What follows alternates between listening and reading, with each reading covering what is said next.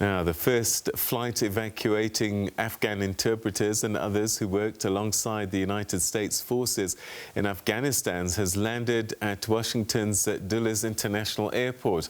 An airliner was carrying 221 Afghans, including 57 children and 15 babies. The White House has confirmed that the arrivals are the first of around 2,500 Afghans, composed of 700 principal applicants and their families, to be evacuated to the US in the first group of relocations.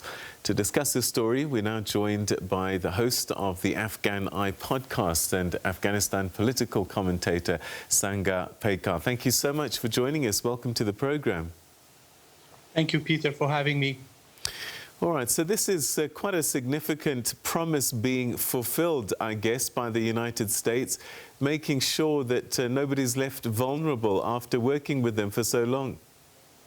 Yes, the group of people who are being now evacuated are mainly translators and other Afghans who have worked in different capacities with the American forces in Afghanistan, and they're facing significant threat, possibly from Taliban, but there is also a strong social stigma in Afghanistan around people who have worked as translators for foreign forces.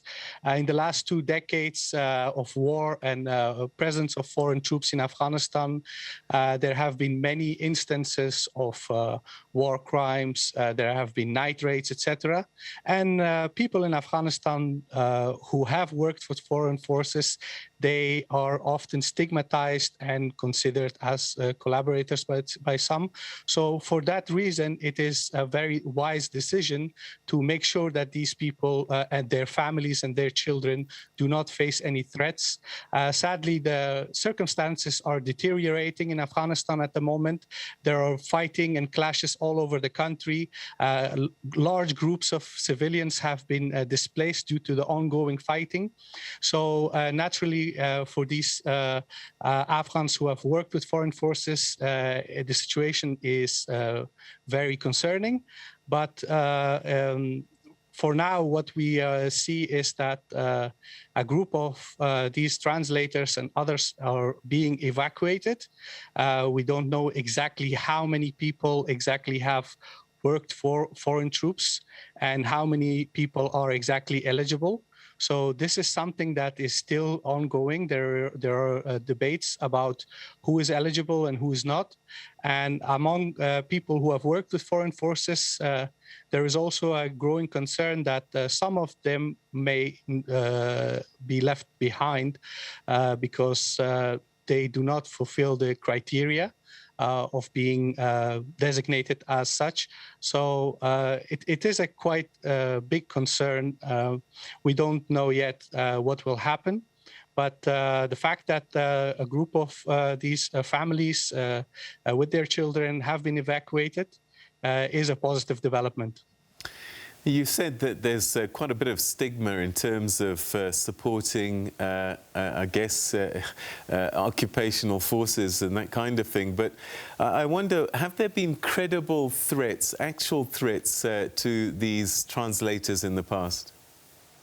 There are reports of some of these translators being targeted. There are even reports of assassinations, while the Taliban have given all sorts of assurance that they will not attack anyone. It doesn't mean that the attacks will primarily just come from the Taliban. There could be other groups as well. And there is also the threat of vigilantism because, as you already mentioned, it carries quite a stigma to be a translator for foreign forces who have committed war crimes in Afghanistan. So it is very logical to provide these people now with protection, especially when they have family and children. And living in Afghanistan while carrying this stigma is something most people find very undesirable. This is also why you see a lot of real estate houses are being sold.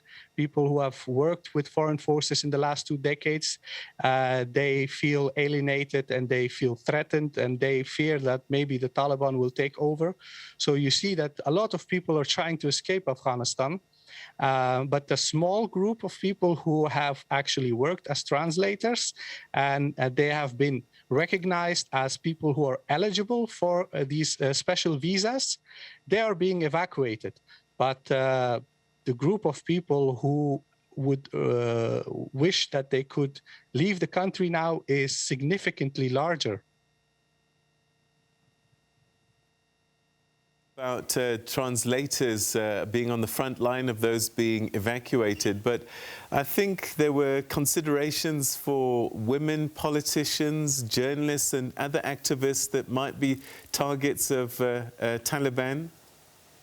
Yes, that's also a very significant group of people. There are reports that some female politicians have received threats. There are also journalists who have received threats. There are reports of Human Rights Watch and other Western NGOs that have documented threats against these Afghans, women, men, with their families. They feel threatened. Some of them are hiding. They live anonymously. And the situation is very concerning for these people because obviously there is so much uncertainty at the moment. We don't know what's going to happen. Imagine if the Taliban run over major cities. That's where most of these people live. People are genuinely concerned that they might be personally targeted. While the Taliban say that they will not target civilians and that they will not target these people, their word is not enough because aside from just Taliban, there could be other groups as well who can carry out attacks against these people. And to be honest, I don't really think that there is any sort of assurance that can be provided either by the government or the Taliban that these people will remain safe and secure. Is it that the Taliban are extremely religious in their views about women, that even female police officers, for example, might find themselves in difficulty? Well, that's one theory. There are people who believe that the Taliban will target women because of their religious convictions. But I think that that's a very narrow scope of trying to understand what is going on in Afghanistan. The Taliban have assassinated female police officers and male police officers. So they target people because they work for the government or they have a vital role in the security apparatus. And that could happen to both men and women. But if we say that they are just specifically targeting women, there is no evidence that that's actually the case.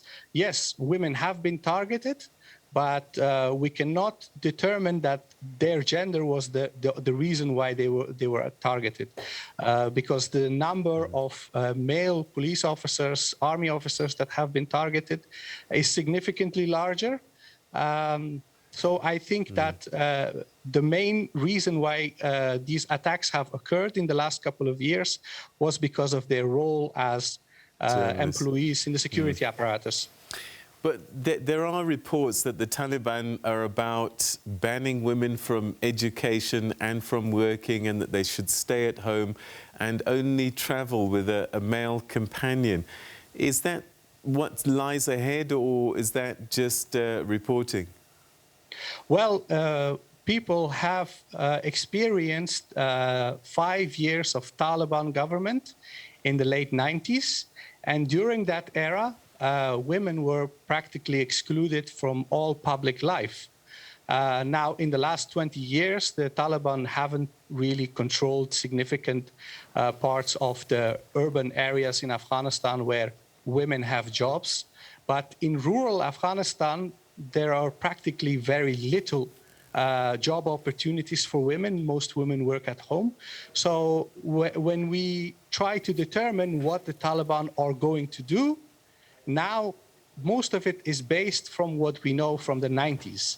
But the Taliban say now that, no, we don't have a problem with women's education and we don't have a problem with women working. But it is yet still to be determined what they have in mind. Most Afghans simply just don't know. They have to just believe the word of their spokesman. Taliban don't really govern major cities where women have jobs. They don't govern areas where women go to university, etc. They govern rural areas. And in rural areas, those facilities, those job opportunities, all of those things exist very marginally. So that's why, for most people, it's still a big mystery. What are they going to do? How are they going to treat women? How are they going to allow people to work and study? All these matters are also topics of debates during the intra-Afghan negotiations that have been sadly stalled in the last couple of weeks.